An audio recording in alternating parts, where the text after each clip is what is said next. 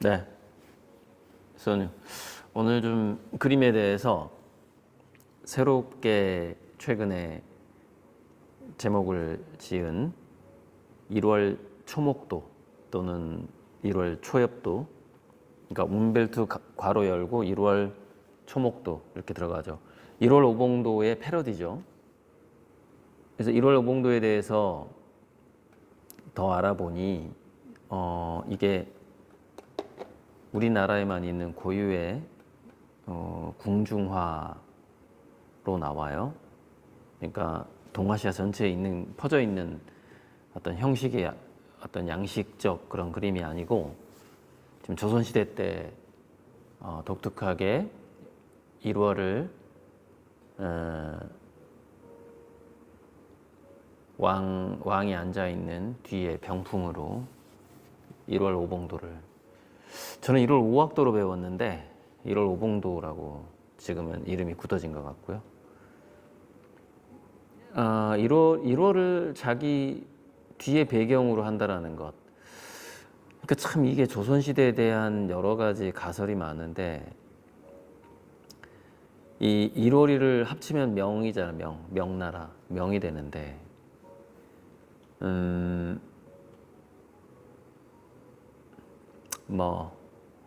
너무 황당한 가설이 많아서 이걸 말을 해야 되나 싶기도 한데, 명이 곧 조선이었다는 가설도 있어요. 그러니까 1월을 가진 국가였던 곳이죠.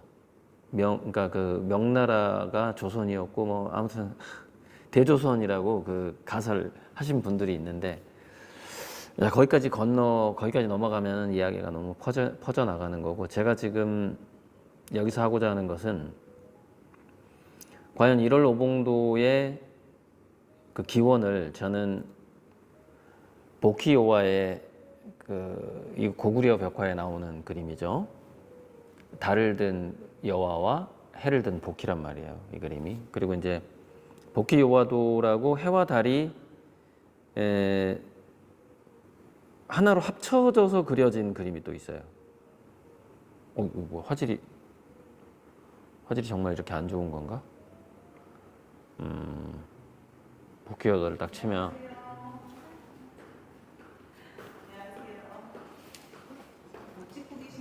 맞아요. 계속 찍을까요? 그냥 들으셔도 돼요, 편안하게. 그래서 보키요와도를 보면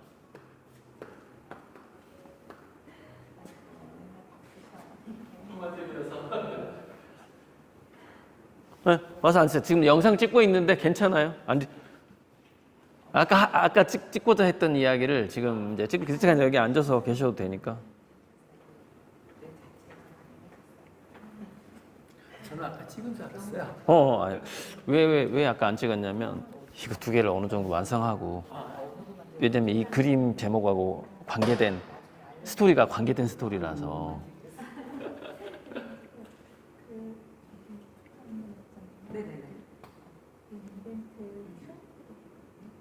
인터넷이 갑자기 느려졌어.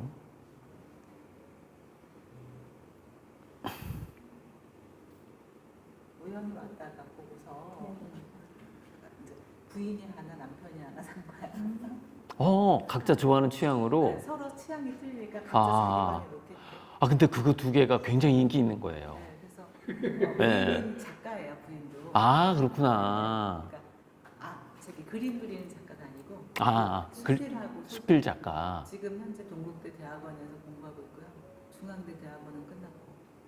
그럼 혹시 남편이 태양을 선택했고 부인이 초신성을 그건 모르시죠? 누가 뭘 선택했는지 모르죠. 아무튼 둘 다 되게 인기 있는 판화였는데. 그러면 진짜 그냥 줄 거예요. 그래서 이제 끝나고 가져간다고 그때 이제 대금계좌 보통은 이제 전시회 때 그러니까 그래서 놓고 갔거든요. 그러니까 인기 있는 것만 여분으로 가져온 거예요. 네, 그래서 그 번호를 알고 있으니까 그 번호. 에디션은 그대로 드려야 돼요. 그대로 이제. 그러니까 초신성은 워낙 인기 있으니까 3개를 가져왔고. 네. 다 3개씩 가져온 것 같은데? 그래?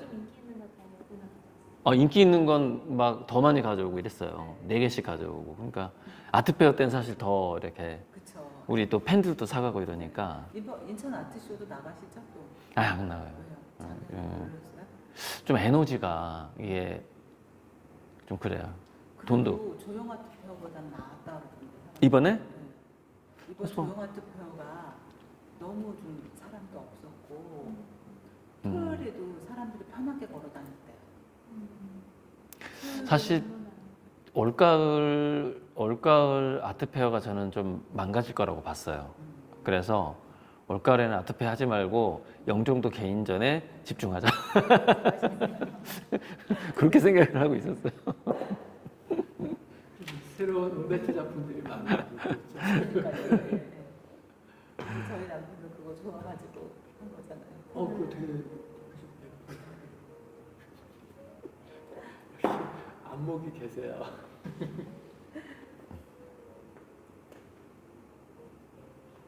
여기 아니요, 아니요. 그래서 저쪽에 그 노란 그 태양을 만질 수 있다는 거죠? 이거. 이렇게 생겼어요. 네네. 그래서 못 만지게 했어요. 거기다가 만질 수 있게. 네. 잠시 마지막에 오시면 찾으시면 하나 만져볼 수 있고 그다음에 저기 찐바람 자, 뭐 그냥 연속으로 찍었는데 여기 이제 갤러리 관장님 아는 분이 화천대유 황금태양 판화하고 초신성 판화를 사갔는데 저는 이제 여분을 가져왔는데 여분이 없는 줄 알고 빨간 땅지만 붙이고 갔다. 근데 그 아내분은 수필이나 글을 쓰는 작가고 부부가 각자 취향에 맞게 이제 판화를 하나씩 구입했다. 이런 얘기를 좀 전에 했고요. 자, 하던 얘기 마저 할게요. 이제 진행할게요. 그래서 이 보키요와도가 보면은 고구려 벽화를 보면은 보키는 해를 들고 있고 여와는 달을 들고 있고 그게 나오고 보키요와도 그 뱀의 꼬리, 용의 꼬리처럼 보이는 거는 해와 달이 하나로 합쳐져 있어요. 재밌는 건 달 속에 해가 들어가 있는데 달을 더 크게 그렸다라는 거예요. 그 부분 참 재밌고 저도 그래서 여기 지금 1월도에 보면은 달을 더 크게 그린 게 훨씬 많거든요. 그러니까 해보다 달을 더 크게 그리고 있어요. 우리가 그렇게 느끼잖아요. 밤에 보면 달은 커 보일 수 있지만 해는 물론 뜨는 해와 특히 지는 해가 좀 커 보이긴 하죠. 근데 해보다는 달을 더 크게 보는 경우가 많은 것 같고 참 그 두 크기가 정확하게 같은지는 모르겠는데 거의 같다라는 것도 참 신비한 일이고 이 우리 동양의 음양 사상이 퍼지게 된 게 해와 달 때문인데 자 1월도부터 가자고. 1월도를 먼저 해결하자면 저기 1월도의 대표 그림으로 이제 도록에 실릴 건데 원래는 달만 있었는데 제가 이제 1월도를 그리게 되면서 1월 초목도, 1월 초엽도를 그리게 되면서 그렇게 된 그 계기는 일단은 캐데온에서 1월 오봉도 앞에서 루미가 노래를 부르죠. 그리고 루미의 포스터, 그 헌트릭스의 그러니까 콘서트 포스터 배경이 1월 오봉도고 1월 오봉도가 아마 우리 10,000원짜리에 들어가 있는 국보죠, 국보. 근데 1월 오봉도가 한국에만 있는 독특한 것이고 그것이 보키요와도 고구려 벽화의 보키요와가 해와 달을 들고 있는 그림과 연결이 되고 그러다 보니 명나라 자체가 조선이었다라는 가설까지도 좀 제 생각에 연결이 되는데 해와 달을 우리가 이제 보통 천자라는 말을 하면은 해와 달이 천자일 수도 있고 어쨌건 보키요와도는 뭐냐면은 천지창조 이후에 1월을 해와 달을 창조하는 신화거든요. 해와 달을 만들어내는 신화고 보키가 누구냐에 대한 가설이 또 여러 가지인데 환웅 뭐 몇 번째 환웅의 5번째 아들이 보키였다 이런 얘기도 있는데 그보다 훨씬 이전에 환인 중에 한 명이었다. 우리 이제 환단곡에 보면 환인이 8분이 나오는데 그 중에서 5번째 환인인가? 환인 중에 한 명이었다. 이런 가설도 있고. 그러면은 시기적으로 봤을 때는 환인 중에 한 명이었다가 맞는 것 같아요. 대략 이 시대로 봤을 때 저는 막 환웅의 5번째 아들이었다 이래버리면 이거는 좀 너무 그때는 이미 문명화가 어느 정도 됐던 때였는데 우연히 이름이 같았을 수는 있죠. 그러니까 환웅의 몇 번째 환웅의 아들이 나는 그 과거에 그 태양을 창조한 태양을 들고 있는 그 복희를 존경하기 때문에 우리 아들 이름을 복희로 지어야겠어. 뭐 이럴 수는 있었겠죠. 근데 굉장히 고대 환인 중에 한 명이 복희였다라는 설에 저는 좀 더 이렇게 그게 맞을 것 같다는 생각이 드는데 그만큼 상당히 고대로 올라가고요. 그러니까 이런 썰이 있거든요. 이런 썰. 저는 이제 굳이 해와 달 복희 여와도가 뭐 중국인들의 것이 아니라 동이족의 것이다 이런 말을 하고 싶지는 않아요. 그때는 그냥 동아시아의 공통의 문화였다. 이렇게 말을 하는데 단 이건 있어요. 뭐가 있냐?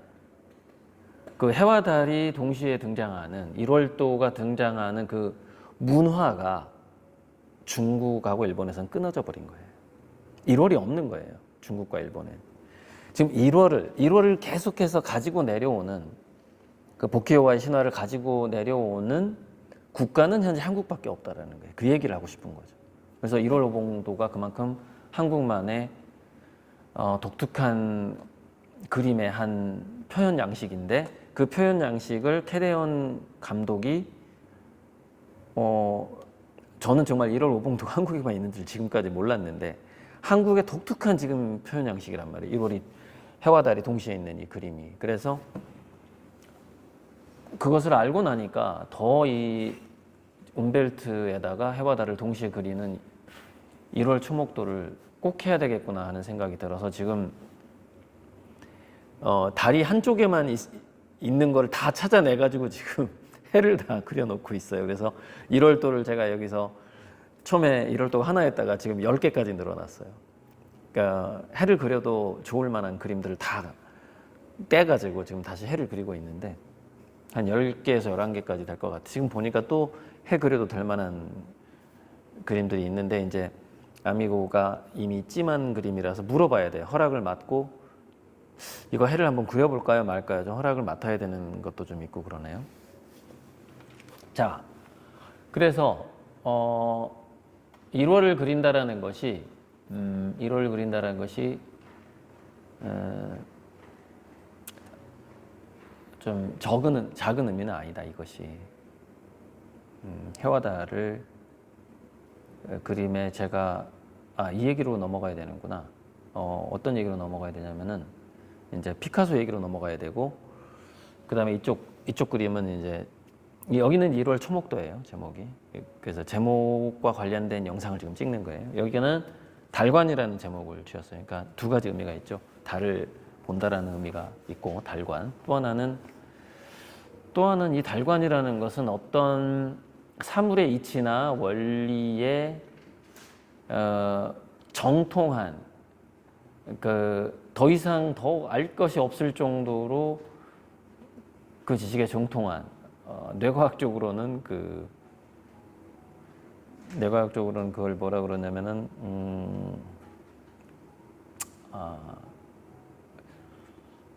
그러니까 뇌과학은 아니구나. 세타파와 감마파구나. 뇌과학에서 호르몬의 문제는 아니고 물론 그 호르몬은 노르아드레날린과 도파민의 고도의 조합에서 나오는 상태이긴 하지만 도파민조차 영향을 받지 않는 하나의 경지가 있는데 뇌파의 경지가 감마파인데 그게 어떤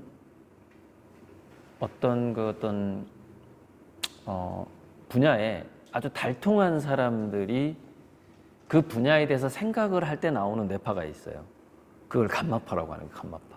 그게 노벨상 수상자들은 제가 예전에 내가 강의할 때 했던 건데 노벨상 수상자들이 창의적인 생각을 할 때는 세타파로 바뀌고 그것을 다시 갈고 다듬을 때는 감마파로 바뀌고 그래서 세타파와 감마파가 거의 이렇게 왔다 갔다 하는 그런 상태. 그런 게 가장 창의적인 두뇌의 상태다. 뇌파 상태다. 그런 걸 제가 예전에 디자이너들 대상으로 하는 강의에서 강의를 한 적이 있어요. 뇌파에 대해서. 그래서 그 두 가지는 어린아이의 순수한 마음일 때 세타파 상태로 가는 것이고 아주 달통하고 달관한 사람의 두뇌 상태가 이제 감마파다. 이렇게 해서 그 두 가지가 동시에 있어야 된다. 인간 특히 창의적인 인간이 되려면은 그 어린아이의 상태인 세타파와 달통한 달관자의 뇌파인 감마파 이 두 가지가 동시에 왔다 갔다 할 수 있어야 되고 또는 동시에 있어야 돼요. 동시에. 그래서 이제 그게 대단한 대가가 되는 것인데 자 그래서 달관이라는 제목을 지을 때는 이제 어떤 계기 때문에 짓게 됐냐면 대학교 이제 선배나 친구들하고 나누는 카톡방이 있는데 이제 그 중에 철학과 나온 친구가 제 도록의 이 움베르트 시리즈 또는 태양 그림에 대해서 비평 글을 좀 써주기로 했고 혼자서는 안 되겠다. 그리고 자기 아내의 도움을 받아야 되겠다. 그래가지고 이제 아내를 데리고 이 전시장에 또 와서 보고 이제 둘이서 상의를 해서 아내와 상의를 해서 글을 써야 되겠다. 그래서 한 번 더 오기로 했는데 그때 또 왔을 때 또 철학자 아내의 그림 감상에 가서 한번 찍어볼게요. 철학자 아내의 그림 감상에서 영상을 한번 찍어보면 재밌겠다 하는 생각이 들고 제가 지금 이가 커피가 많이 착색이 됐네요. 보니까 좀 전에도 커피 한 잔 했는데 자 그래서 달관이라는 얘기가 왜 나왔냐면 이런 생각이 들어요. 제가 한참 책을 읽고 칼럼을 쓰고 제 책을 집필하고 할 때도 재밌었어요. 재밌었고 뭔가 이래야 된다 저래야 된다라는 주장이 들어가요. 칼럼에는. 이제 그러다가 지금은 달이 있는 그림을 좀 그리고 있는데 제가 지금 카톡방을 한번 읽어보면서 대화를 해야 될 것 같은데 켄 윌버의 책을 전체를 다 읽은 이제 철학과 선배가 있는데 최근에 켄 윌버의 책을 읽는데 예전처럼 이게 좀 뭐랄까 다가오지 않는다? 공감이 잘 안 된다는 얘기를 해서 제가 켄 윌버의 그 기본 켄 윌버 책은 제가 대학교 때 2권 정도 본 것 같은데 잘 몰라요. 켄 윌버 전체 책을 본 게 아니기 때문에 잘 모르는데 저는 어떤 켄 윌버가 지금 49년생인데 그 정도 나이에서 또다시 책으로 책 제목이 뭐였더라? 홀리스였는데 홀리스? 잠깐만요. 빅 홀리스네. 커다란 전체라는 뜻이잖아요. 빅 홀리스. 거대한 전체라는 뜻인데 근데 왠지 글이 긴장감이 떨어지고 뭔가 좀 편집도 그렇고 우리 글 쓰는 사람들의 표현으로 핍진하지 못하다. 뭔가 촥 달라붙지 않는다. 이게 그 표현들이 그런 거죠. 이게 뭔가 구체적이고 현실적이고 뭔가 내가 뭐 어떤 음식을 먹듯이 그 글의 맛이 막 느껴지고 이래야 되는데 그렇게 느껴지지 않는다. 이렇게 얘기를 하는 거예요. 그래서 제 추측인데 제가 이렇게 얘기한 거예요. 이건 내 추측인데 이 평행우주적 진리를 느낄 수밖에 없고 뭔가 이렇게 살다 보면 공부하다 보면 그러다 보면은 뭐가 이게 이렇다 저게 저렇다라고 주장하기가 상당히 어려워진다는 거예요. 왜냐면은 저쪽 차원에서는 내가 지금 이게 이렇다라고 말하는 것이 전혀 다른 표현을 할 수 있는 세상이 존재한다라는 생각이 들기 때문에 그 전체 차원을 생각하다 보니까 뭔가를 주장할 수가 없는 거예요. 그래서 왜 우리가 예전에 그 시 있잖아요. 왜 사냐면 웃지요라는 그런 시가 거기서 나오는 게 아닌가 싶은데 뭐가 이렇다 저렇다 명확하게 말할 수가 없는 거예요. 그러니까 뭐 평행우주적 세계를 상상하다 보면 그렇게 돼요. 그러니까 제가 지금 그림을 그리는 움베르트라던가 뭐 나에게는 나만의 태양이 뜬다 이런 그림들을 쭉 그리고 있잖아요. 그러다 보면은 그 다양한 세계를 그냥 특별하게 언어가 아니라 어떤 단편적인 그림으로 이렇게 보여주는 형식은 오히려 그게 편하고 그러니까 저는 지금 그림으로 뭔가를 예전에 칼럼 쓸 때의 그런 그때는 물론 재료비가 없어서 글을 쓰고 칼럼을 썼지만은 칼럼을 쓸 때처럼 이거 하나하나가 제 칼럼인 거예요. 지금 이 그림 하나하나가. 그리고 그 칼럼의 제목이 이제 작품의 제목인데 이것은 뭐 1월 초목도고 이거는 달관이라는 제목을 달면서 하지만 뭔가 구체적으로 말을 하지 않는 거죠. 애매하게 말을 하는 거예요. 뭔가. 그리고 해석을 각자 알아서 하게끔 냅두는 거고 물론 뭐 제가 바라는 해석의 방향성은 있겠지만은 각자 보는 관객이 알아서 해석을 하는 거죠. 이거 자체가 평행우주적이잖아요. 관객에 의해서 그림이 마지막에 완성된다라는 것. 이것 자체도 평행우주적이죠. 그러니까 무슨 얘기냐면은 제 진단은 뭐냐면 켄 윌버가 이미 책을 쓸 나이는 지나지 않았나라는 뭔가 책을 쓸 필요성. 예를 들자면은 출판사에서 막 닥달을 하는 거죠. 책 한 권만 더 써주세요, 선생님. 출판사에서 왜 그 유명한 사람들의 이름을 빌려서 대필도 하고 글 쓰는 건 우리 스태프들이 다 쓸 때니까 선생님은 감수만 해주시고 선생님 이름으로 책 한 권 냅시다. 이런 경우 많아요. 한번 좀 어느 정도 이렇게 작가로 알려지게 되면은 그래서 거기에 좀 그 유혹에 많이 넘어가기도 하는데 그게 이제 선인세 30% 드릴게요. 막 이렇게 되는 거예요. 선인세 28% 드릴게요. 그러면 그게 뭐 억 단위 거의 10억에 가까운 돈이기 때문에 아니 그 추측이에요. 추측. 그러니까 켄 윌버가 이 빅 홀리스라는 책을 쓸 필요성이 굳이 없었는데 쓴 게 아닌가라는 이제 그런 추측을 해본다라는 말을 제가 그 단톡방에 이제 한 거죠. 그래서 그 이제 윌버는 그 다양한 그 차원의 세계를 초통합을 하려고 한 것이다. 다원주의 상태로 그냥 냅둔 것이 아니라 그걸 한번 통합을 해보려고 해서 이제 홀리스라는 그런 제목을 달면서 하고 있다 한 거다. 그래서 이제 여러 지금 말들이 오가고 있어요. 다원주의는 위대하긴 하지만 치명적인 함정이 있다. 뭐 그러면서 다원주의에 머무르지 않고 초통합으로 가야 되는 것이 켄 윌버의 주장이다.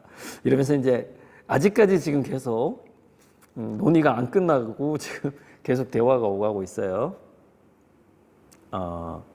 그 다원주의와 초통합 중에서 그 사이에서 어떤 황금률을 찾아야 되는데 하면서 이렇게 여러 이제 대화가 오가고 있는 와중에 저는 이제 이 대화를 하면서 그 석가모니가 나는 지금 거의 말년에 죽기 전에 나는 지금까지 설한 게 아무것도 없다 이런 말을 했다고 하는데 그것 자체가 평행우주적인 그것 그러니까 누가 무슨 주장을 하더라도 무슨 해석을 하더라도 그것이 다 허용되는 세상을 만약에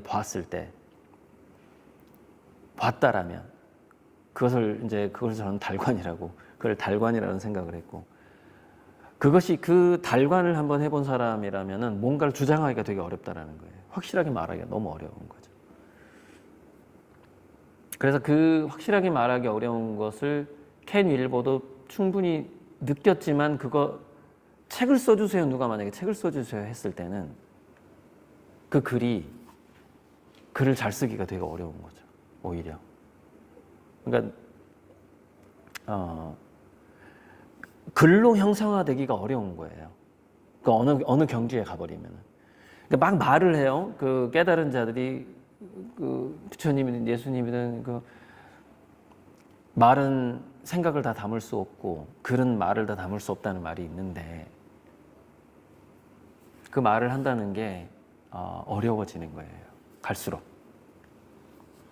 그래서 괜히 글을 쓰지 말아야 했는데 그 썼기 때문에 그 글이 다가가지 않는 게 아닌가라는 이제 그런 추측을 제가 켄 윌버의 책을 읽어본 건 아니지만은 이제 그런 추측성 발언을 하면서 거기서 달관이라는 제목을 달아야 되겠구나. 그러니까 제가 지금 움벨트에 이 달을 그리고 있는 이것이 뭔가 글과 말로 할 수 없는 뭔가를 제가 막 얘기하고 있는 거예요. 얘기하고 있는데 말과 글로 할 수가 없는 부분을 얘기를 하고 있는 거죠. 그래서 결국에 이 움벨트 달관이라는 제목이 오늘 탄생했어요. 오늘 탄생했고 1월 초목도는 어젠가 며칠 전에 또 그 아미고님이랑 카톡을 나누다가 언제였지? 한 하루 전이었나 이틀 전이었나? 탄생을 한 것 같아요. 어제였던 것 같아요. 어제 아니 어제는 아니 어제인가? 언제지? 잠깐만요. 이렇게 날짜가 나오는데 1월 초목도를 해야 되겠구나 라는 생각을 했는데 8월 31일이었던 것 같네요. 8월 31일 날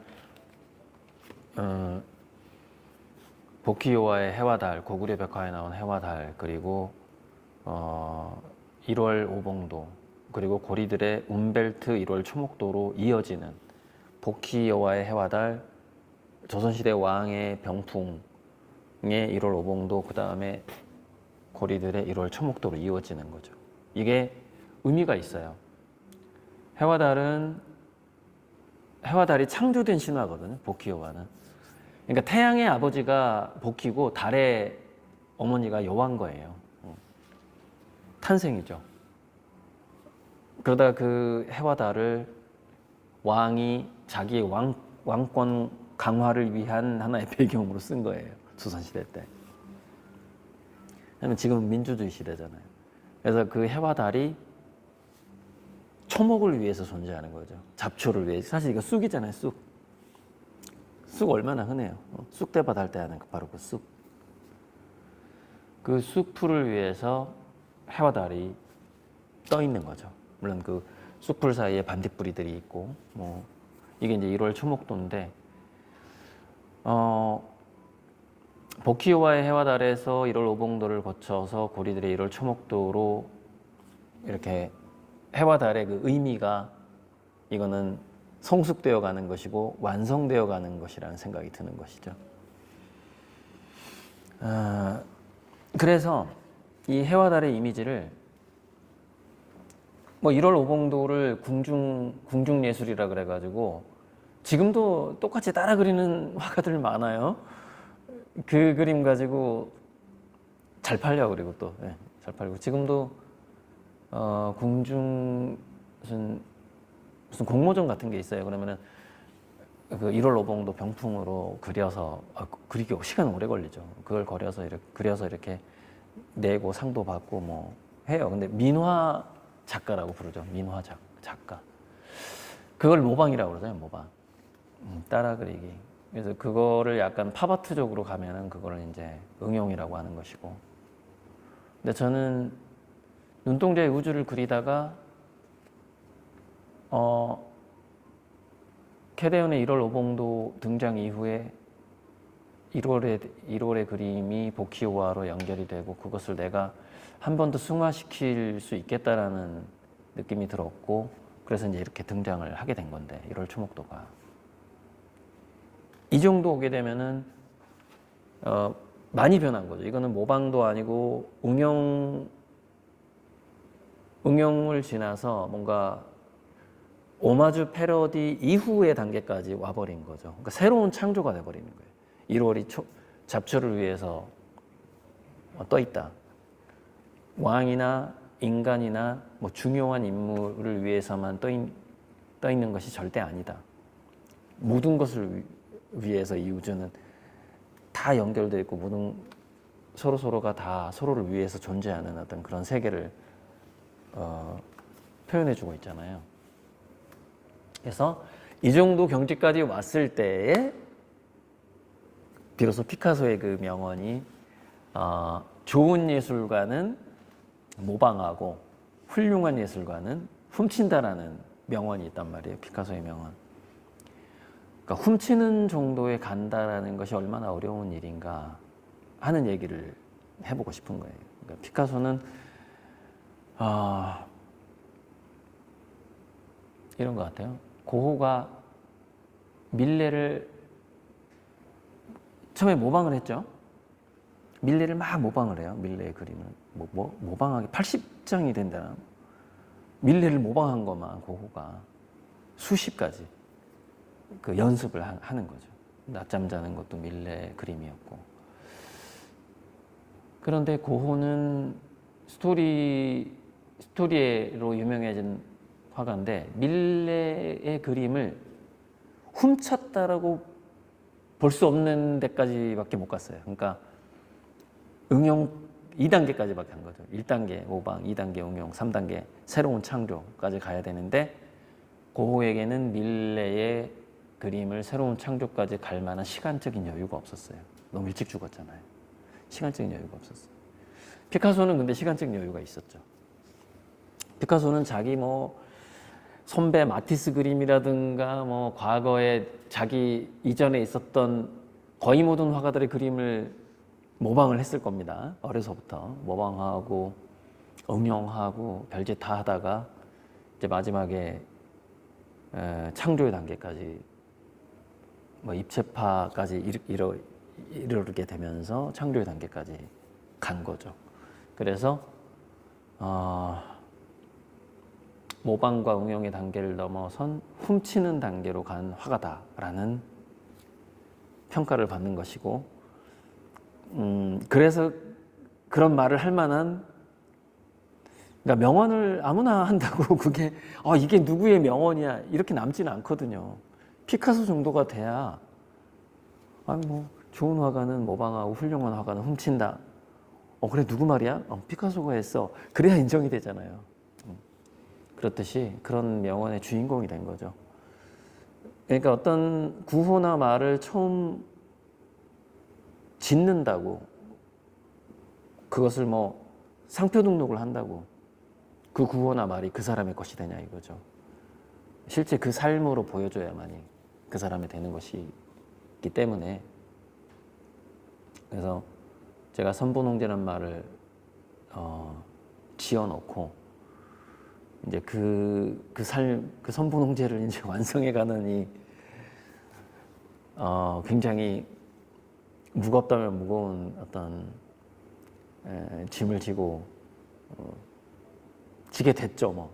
선보농제 가고 있는데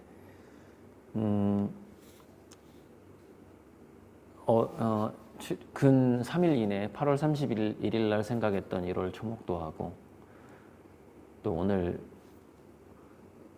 생각해낸 웅베르토 달관이라는 이 제목으로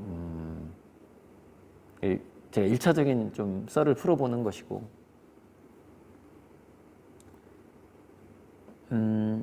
해외에서 좀 잘 먹힐 것 같다는 느낌이 들어요.